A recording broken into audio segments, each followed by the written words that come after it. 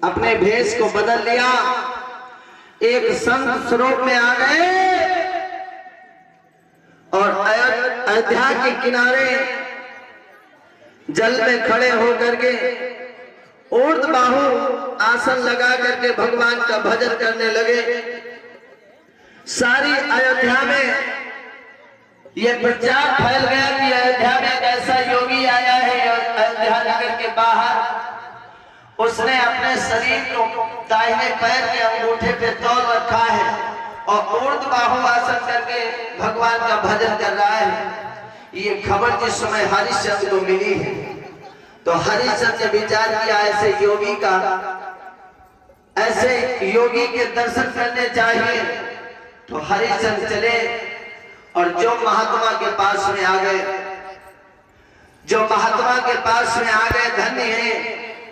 धन्य है। तो योगिया भेष में विश्वामित्र मुस्कुराने लगे, इशारा किया, हरिश्चंद्र आज से तो तैयार हो जा, तेरी पल पल की कसौटी खरी उतरनी पड़ेगी, तुझे करनी पड़ेगी, तैयार हो जा हरिश्चंद्र। हरिश्चंद्र लौट आए, वहां से योगिया ने भेष त्याग दिया। विश्वामित्र ने अब खड़े खड़े विचार करता है कि कहां से शुरुआत करूं इस राजा की बर्बादी का। तो सामने देखा एक फूलों की बहुत सुंदर क्यारी है, बगिया है, वो महाराज हरिश्चंद्र की बगिया है। तो ब्राह्मण ने विचार किया यहीं से शुरुआत कर दी जाए। आज देखिए लोगों, विश्वामित्र ने अपना भेष बनाया है।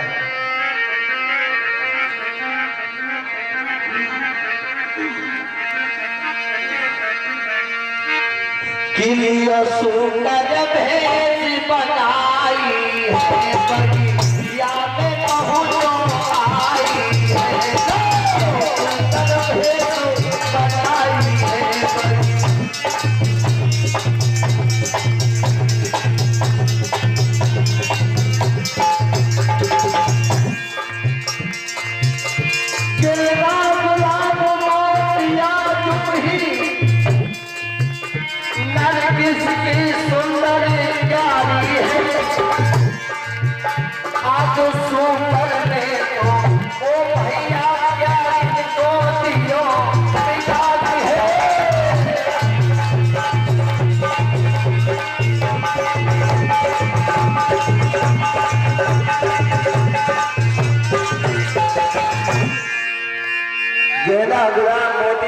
नरगिस की सुंदर क्यारी है, सूकर का भेष बना करके क्यारी देवी बिगाड़ी है। माली बड़ा सो रहा है, लेकिन तब तक बाकी भामिन भोजन लेकर के आया। माली को 2-4 बार आवाज लगाई, माली माली आए, लेकिन सामने जो मालिन की नजर पड़ गई बगिया की तरफ, इशारा किया ये क्या हो गया। आज महाराज हरिश्चंद्र जब जान पाएंगे तो मेरे मालिक को सजा सुनाएंगे। अपने पति को मालिक ने जगाया, इशारे के खर्राटे लगा करके सो रहे हो और जरा बगिया की तरफ देखो, बगिया की हालत क्या होगी। हाय मालिक जो जगा सो बगिया को तहस नहस देख करके घबरा गया, कांपने लगा। बोला देवी अब तो महाराज हरिश्चंद्र हमें सजा सुनाएगा। लेकिन ये बगिया किसने नष्ट भ्रष्ट कर डाली, ये जानने के लिए माली आगे बढ़ा। माली और जहां केले की सुंदर क्यारी है, सूकर उसी में पड़ा है, बाबा उसी में पड़ा। जो माली पास में पहुंचा, ए भैया सूकर ने भरी हुंकार और माली की जंघाओं को दिया है हाँ। खून से लथपथ माली भगा, हरिश्चंद्र के दरबार में जाकर के हाँफते हाँफते पहुंचा। माली की दशा जो ही महाराज हरिश्चंद्र देखी, इशारा किया है माली क्या बात है, ये तेरी दशा किसने कर दी। तो माली ने इशारा किया, महाराज चलिए चलिए, बहुत जल्दी चलिए। अरे क्या बात है माली, बात तो बता। तो माली ने इशारा किया, महाराज एक बड़ेला सूकर आ गया है बगिया में, जिसने आपकी बगिया को तहस नहस कर दिया है। चलिए चलिए महाराज, उस सूकर को अपना जौहर दिखला दीजिए, मार दीजिए उस सूकर को। तो हरिश्चंद्र ने इशारा किया, माली मैं इतना बेवकूफ नहीं हूं जो तेरे कहने से उस शुकर को मार दूं। क्यों? तू देख रहा है ये समय कौन सा है, ये समय कौन सा है। लेकिन तेरी बात तो सही सुन माली।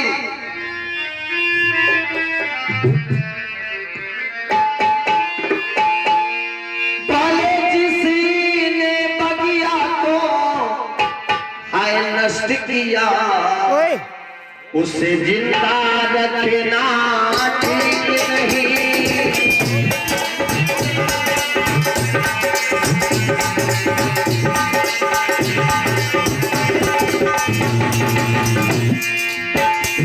जिसने बगिया को नष्ट किया उसे जिंदा रखना ठीक नहीं। संध्या का समय सुहाना है, कोई जीव सताना ठीक नहीं।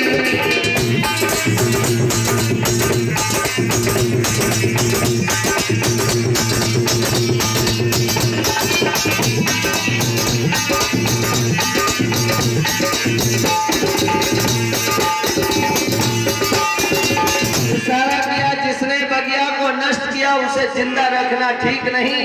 लेकिन माली ये संध्या का समय सुहाना, कोई जीव सताना ठीक नहीं। तू जानता है शाम के वक्त हर प्राणी हर जीव अपने परिवार के पास में जाता है। तेरे कहने से मैं शुकर को मार दूं, इसके परिवार वाले इंतजार करेंगे, रोएंगे, तड़पेंगे, चीखेंगे। लेकिन सुन माली, उसने आघात किया है तो जीने का अधिकार नहीं है। सुबह होते ही उस शुकर को देखेंगे और जो ही सवेरा हो जाता है, लोगों सवेरा हो जाता है, महाराज हरिश्चंद्र तैयार हो जाते हैं और धनुष बाण तलवार लेकर के बगिया के बीच में आ जाते हैं। भयो प्रात को काल चलो भोपाल ना विलंब लगाई और धनुष बाण ले कंधे पर लीनो तलवार उठाई और जो बगिया के बीच में आया अपनी फौज को चारों तरफ से लगा दिया। इशारा किया सिपाहियों ये सूकर निकल कर नहीं जाना चाहिए। और जिसकी तरफ से ये सूकर निकल गया उस सिपाही की खैर नहीं।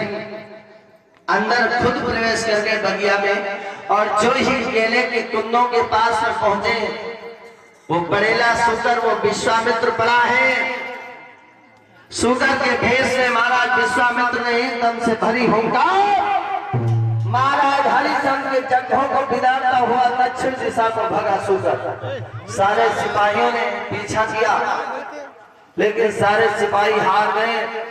हरिश्चंद्र पीछा किए हुए जा रहे हैं। गंगा के किनारे पहुंच गए। कभी इस पटेरे से कभी उस पटेरे से सूकर निकल रहा है। हरिश्चंद्र पीछा कर रहे। बार विश्वामित्र को मौका मिला, सूकर का भेष त्याग दिया,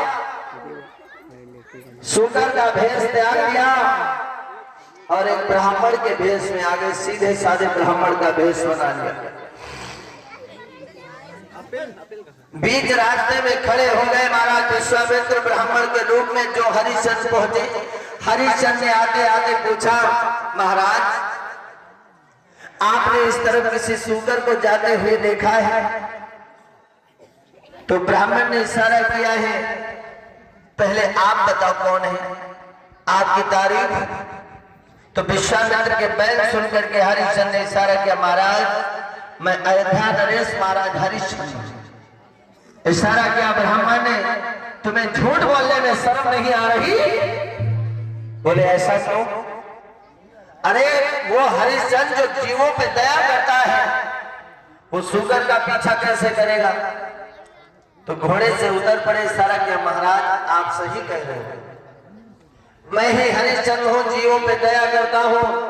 लेकिन इस सूकर ने महाराज गजब कर दिया, मेरी बगिया को तहस नहस कर दिया, इसलिए हम इसको सजा देना चाहते हैं, सजा देना चाहते हैं।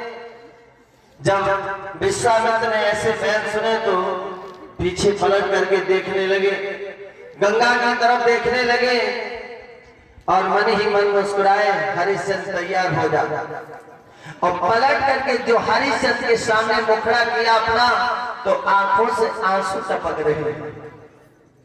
हरिचंद ने देखा, इशारा किया, ब्राह्मण जी अभी आप हमसे बातचीत कर रहे थे और इतनी जल्दी रोने लगी, क्या बात है?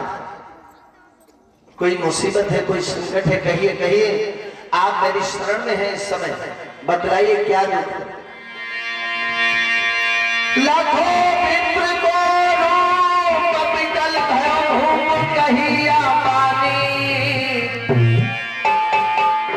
क्यों व्याकुल हुई हो तेरी अखियन से बहरो पानी। क्या बात है महाराज, अभी आप हमसे बात कर रहे हैं और इतनी जल्दी रोने लगी, क्या बात है? क्यों है मुख तो मलिन छटा छल छिलिया सुंदरताई, चेहरा को मरी गया दूरी बाबा काया को मुरझाई।